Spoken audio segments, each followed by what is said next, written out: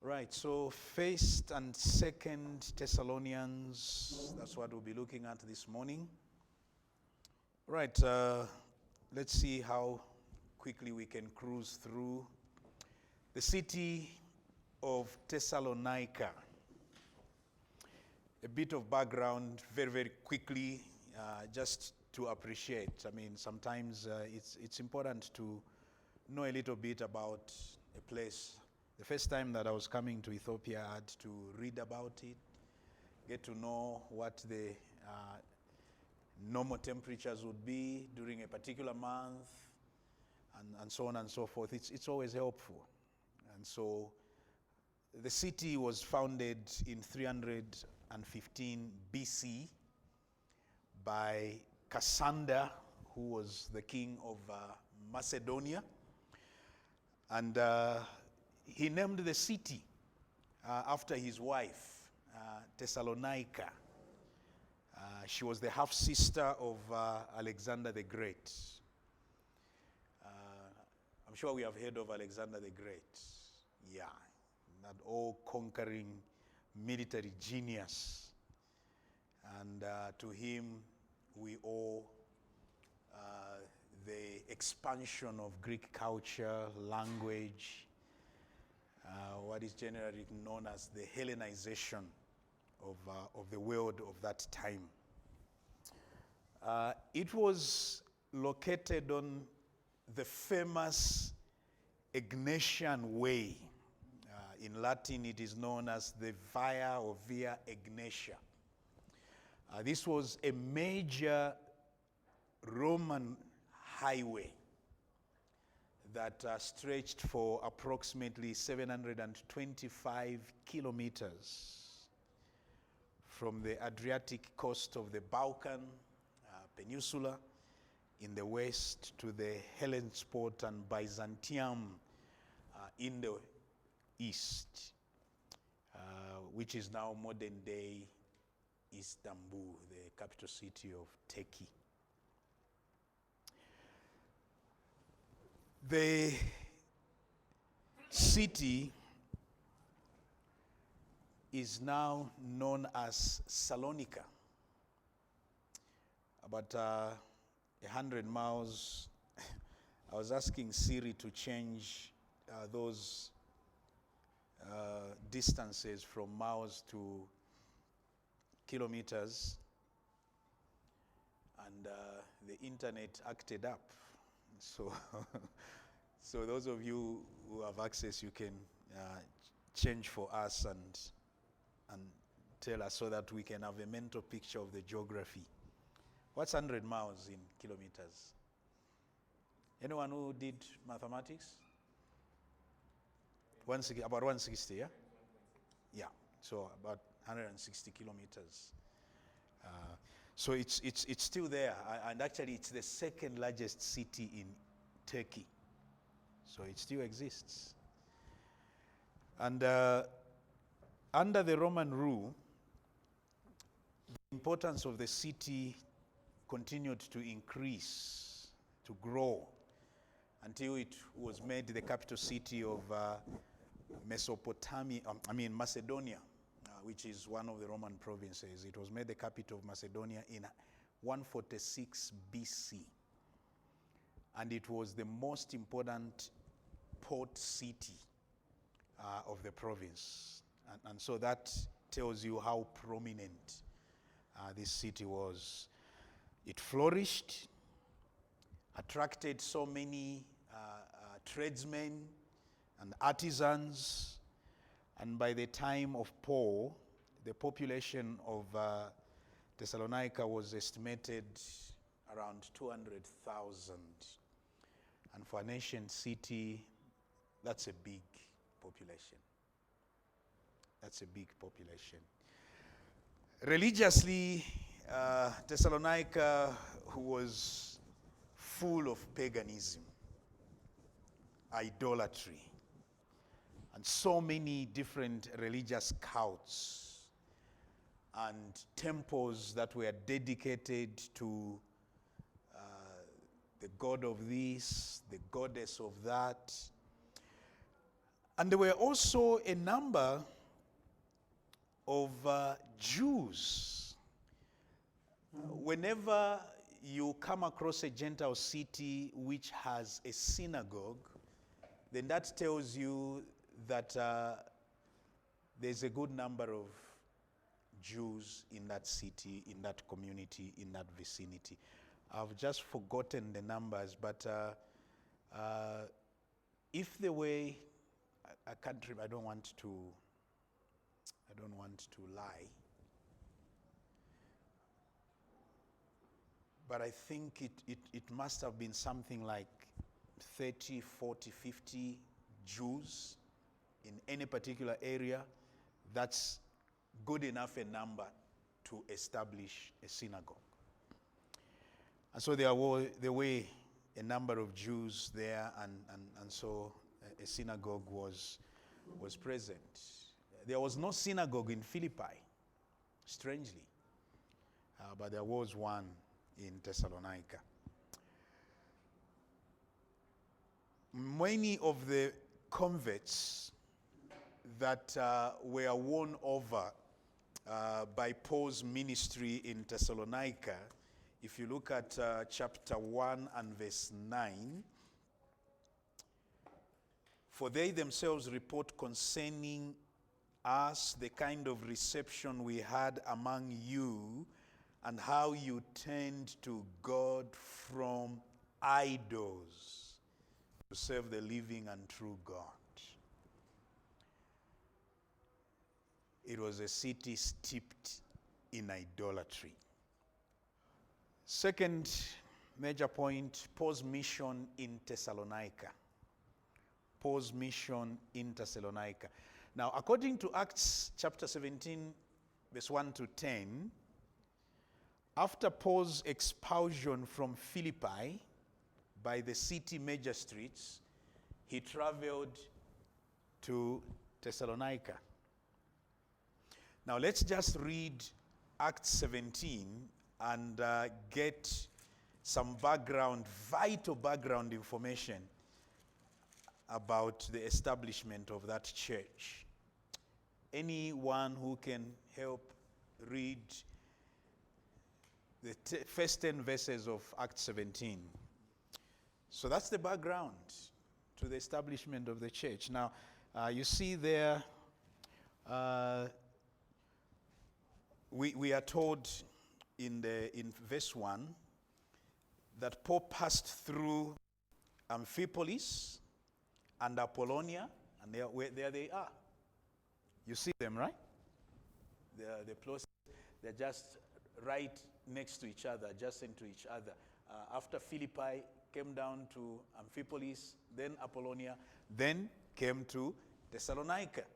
And as was his custom, he started with the Jews in the synagogue and the Gentile proselytes to Judaism. He ministered for 3 consecutive Sabbaths. And some people got converted through the ministry of Paul. And among those that were converted were some prominent women and many devout Greeks. And what happened? The Jews were upset. I mean, everywhere Paul went, that was the case. And in many instances, the first opposition to the preaching of the gospel would come from fellow Jews. Just as he himself was opposing the followers of Christ, now is the object of their persecution. And so we are told that the Jewish community became jealous and incited the city rabble, the agoreos, which simply means the market people or the crowd in the marketplace. And you find a lot of people in most major markets. They don't even know what's going on, as Jesus say, come on, let's form a mob against these people. And that's exactly what they did. And it broke out into a big crowd. And the whole city was in an uproar. It's so easy to create a mob. You know, it's actually very difficult to plant a church than to incite a mob. And you can incite a mob so easily, and half the people, if not more, would not even understand why they are there. But they will shout the same words that they have heard the next person shouting. And when they go home, they say, what was all that for? Oh, I don't know. But why were we so upset? And yeah, that's how it is. That's how the devil works. There's no order. So they go to the house of Jason. They are now looking for Paul and Silas. Imagine what could have happened to them if they had found them there. But they don't. Well, it appears they have some respect for Jason. They don't beat him up. They drag him to the officials because Paul was in there. Some money, some fine. I don't think it was a bribe, but probably some legal fine for something like, we have a law in Zambia, an offense called conduct likely to cause a breach of peace. And sometimes, you know, the police, under the instructions of the politicians, they use it to effect arrests over anything. If they just want to put you behind bars, conduct likely to cause a breach of peace. And that conduct can be anything, even just preaching on the street. If they don't like you, they can lock you up, even when there is no breach of peace that has taken place. So probably that was the case. So Jason pays a fine, he's let go, and judging by how upset the people were, particularly with the accusation that these people are talking about another king, that's treasonous. We have no king but Caesar, but they're talking about another king called Jesus. And so, under the cover of darkness, Paul and Silas are escorted out of the city. And so that is what happened. Now there's a question that scholars have debated. How long was Paul in Thessalonica? How long was he there? As Acts says. So, how long was he there? Well, Acts 17 verse 2 tells us he preached in the synagogue for 3 consecutive Sabbaths. That means 3 weeks. But was it much longer than that? If we take it, it's longer than that, what arguments can we use? I preached from 1 Thessalonians in 2013 and 2014. Those were close to 48 sermons. And we have internal evidence, that is evidence within the Thessalonian correspondence itself, that suggests that Paul may have been there much longer. Probably as long as 6 months. As long as 6 months. Well, why do we say so? Paul preached for 3 Sabbaths in the synagogue, after which the new group of believers may have moved its meeting place to the house of Jason. Whether he got converted during that time or earlier on, but the most likely thing is that he got converted during this time of preaching of Paul. So Jason may have been a man of considerable wealth with a sizable house, and so they moved there. And they were meeting there. That's why they went to his house to look for Paul. We don't know his ethnic background, whether he was Jewish or he was a Gentile. That is uncertain. But the group is being nurtured there. And the large number of Gentile converts, as suggested in chapter 1, verse 9, means that Paul may have stayed there a little longer than 3 weeks. And given the fact that Paul used his trade while he was in the city to support himself, according to 1 Thessalonians chapter 2, verse 9, 1 Thessalonians chapter 2, verse 9, "For you remember, my brothers, our labor and toil. We worked night and day that we might not be a burden to any of you while we proclaimed to you the gospel of God." Now, if he worked night and day, of course, it doesn't mean that continuously every night, continuously every day. It means that there were breaks during his ministry in order to work. And what was he doing? He was making tents and selling them and supporting himself through the profits that arose from that business. Now, you cannot make a tent and sell it and have enough to sustain you in a strange place in 3 weeks.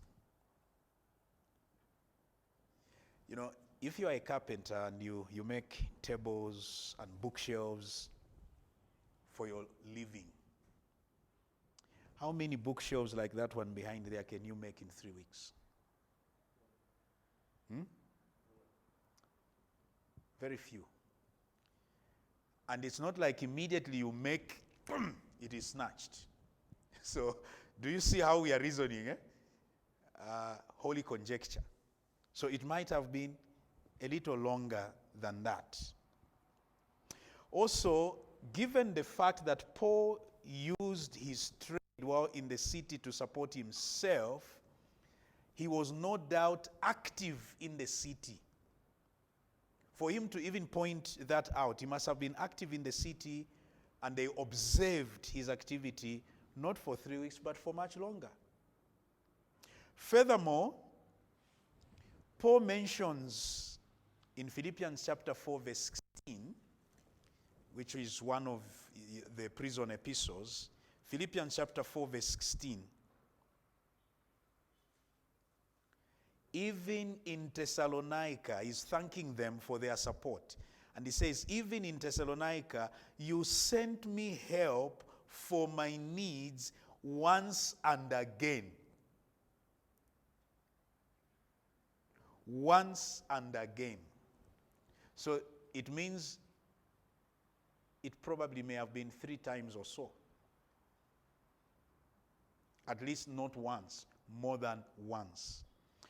Now remember that there was no mobile apps to make transfers of money.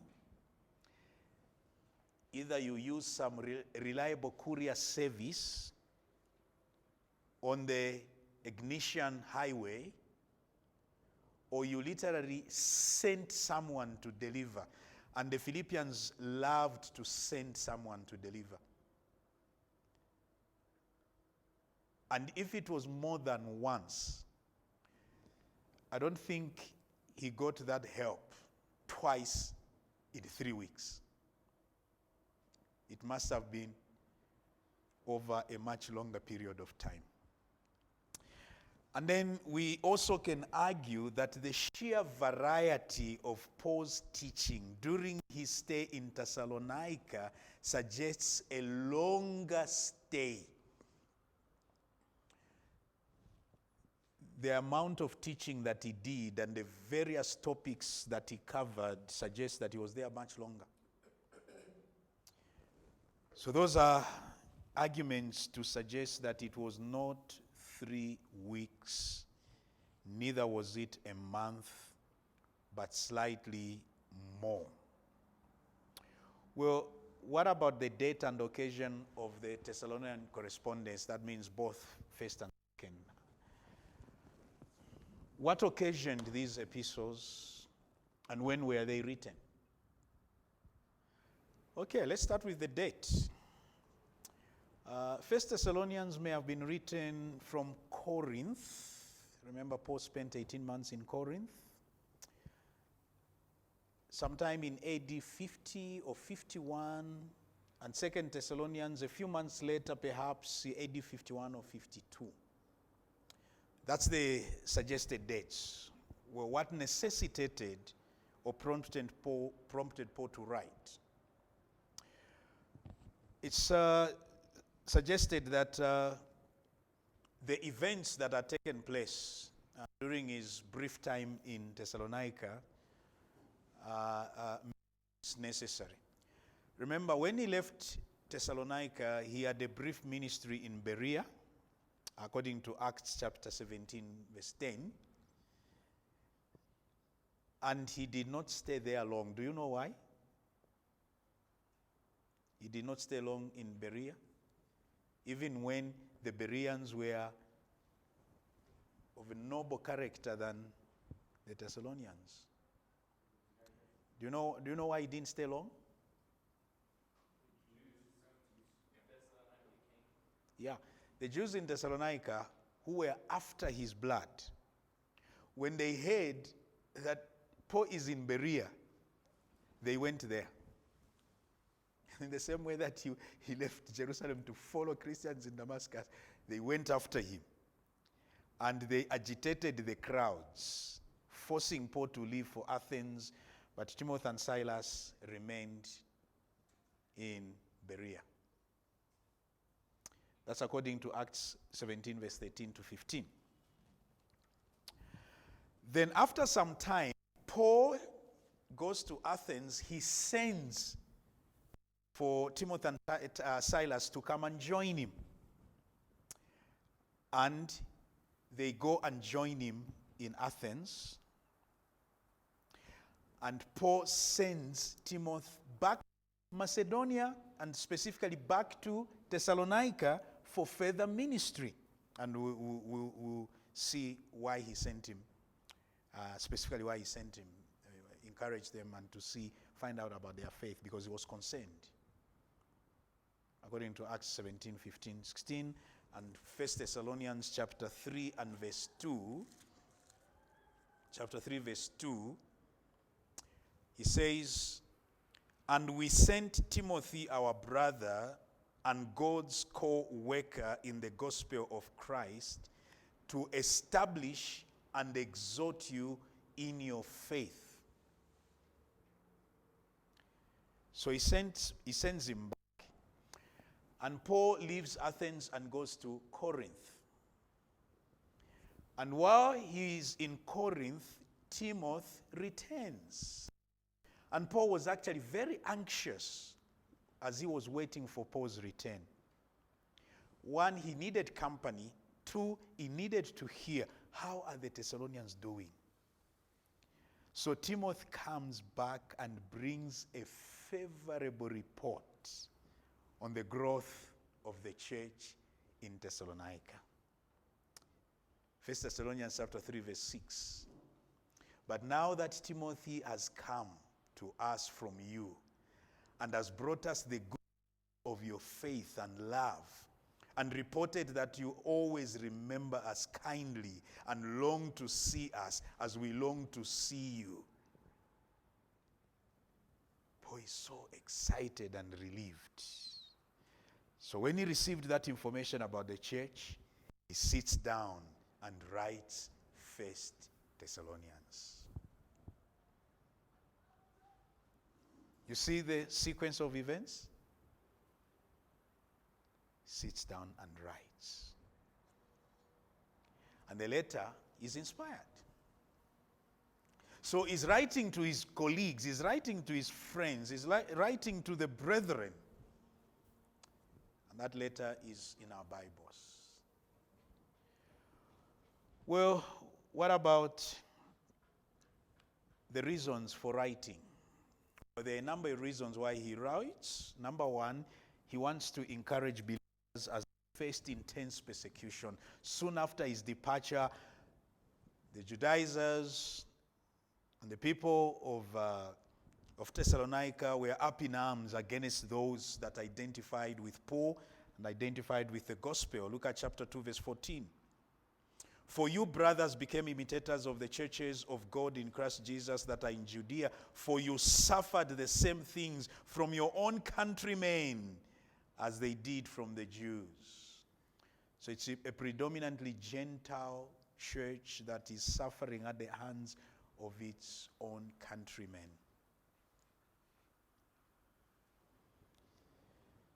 So secondly, he's writing to respond to criticism against his motives in Christian service by explaining how he had conducted his ministry in Thessalonica.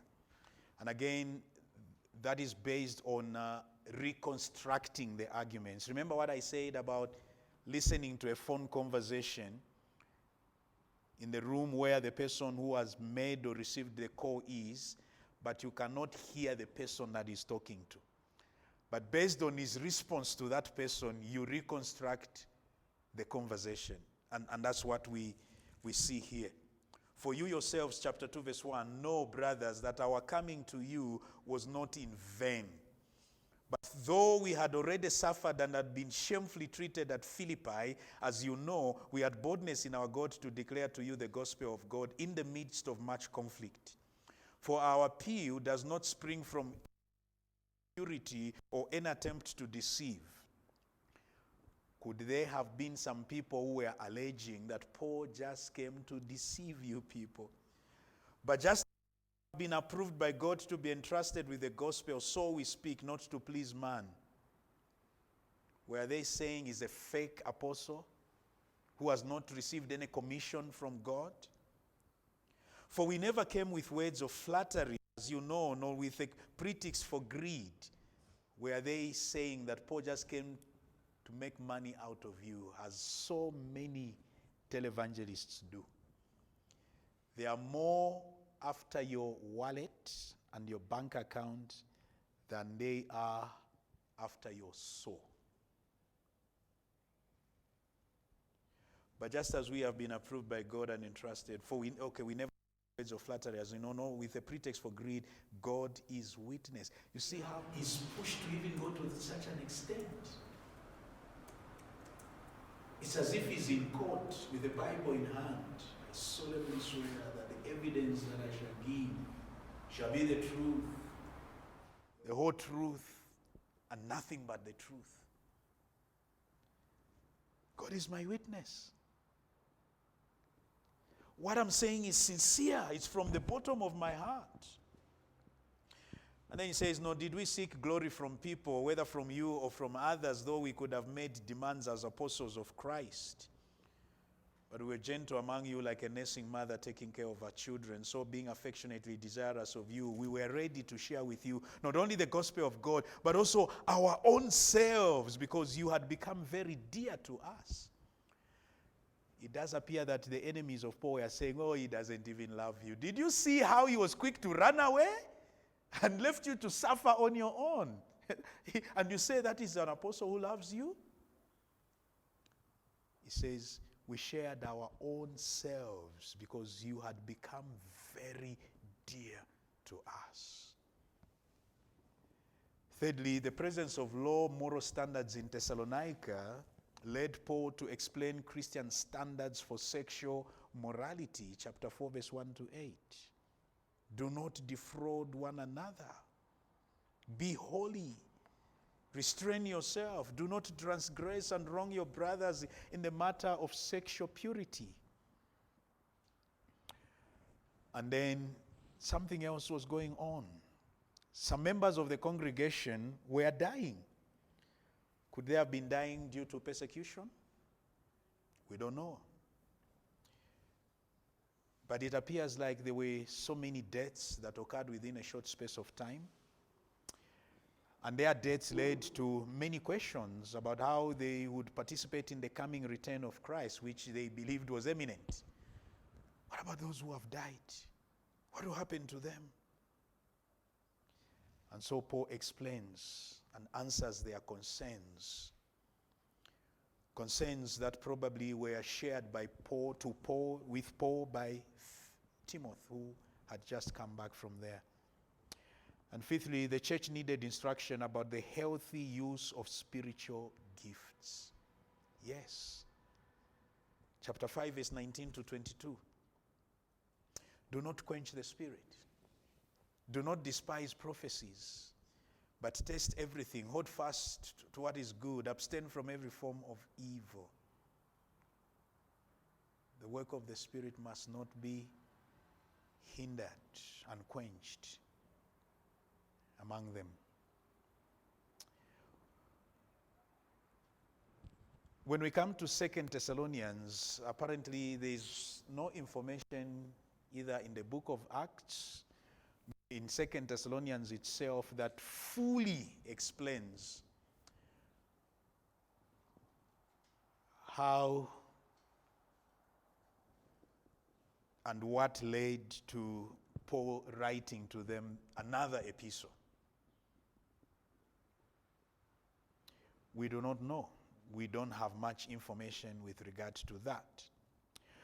But in the second epistle, it seems clear that Paul has some knowledge that there are believers in Thessalonica who were suggesting that the day of the Lord had already occurred. In fact, the day of the Lord the day should be capitalized because that's a great event signaling the coming of Christ.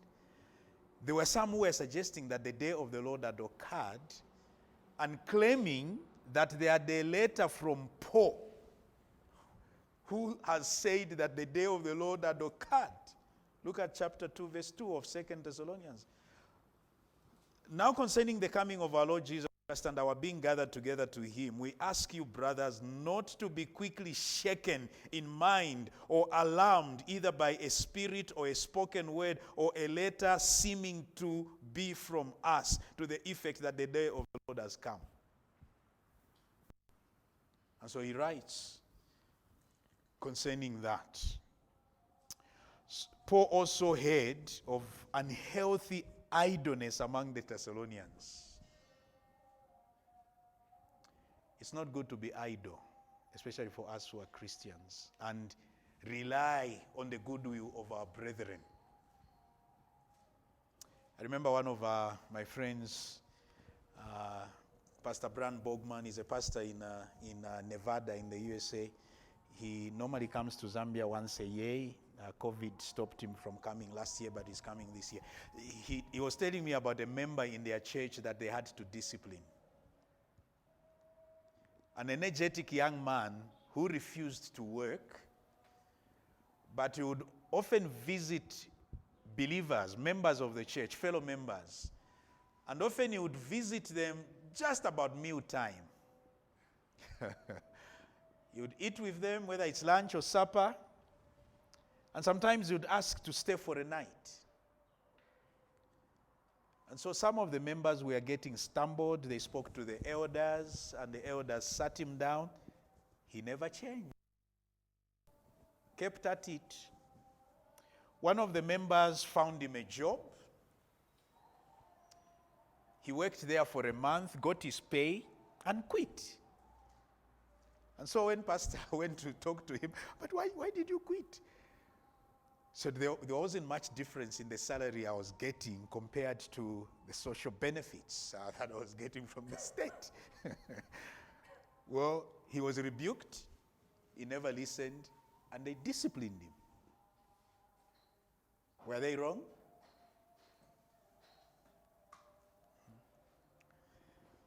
State benefits can sometimes be a good check, right? Yeah. So, it's just lazy and idle. So Paul writes and rebukes them. And if you don't work, if you're just idle, then you must not eat. So that's what we see as the occasion for the 2 Thessalonians. And when he learned about this information, he was probably still in Corinth on his second missionary trip. And so he wrote 2 Thessalonians not too long after he had written the first one. So that's that about the purpose and the occasion of 1 and 2 Thessalonians.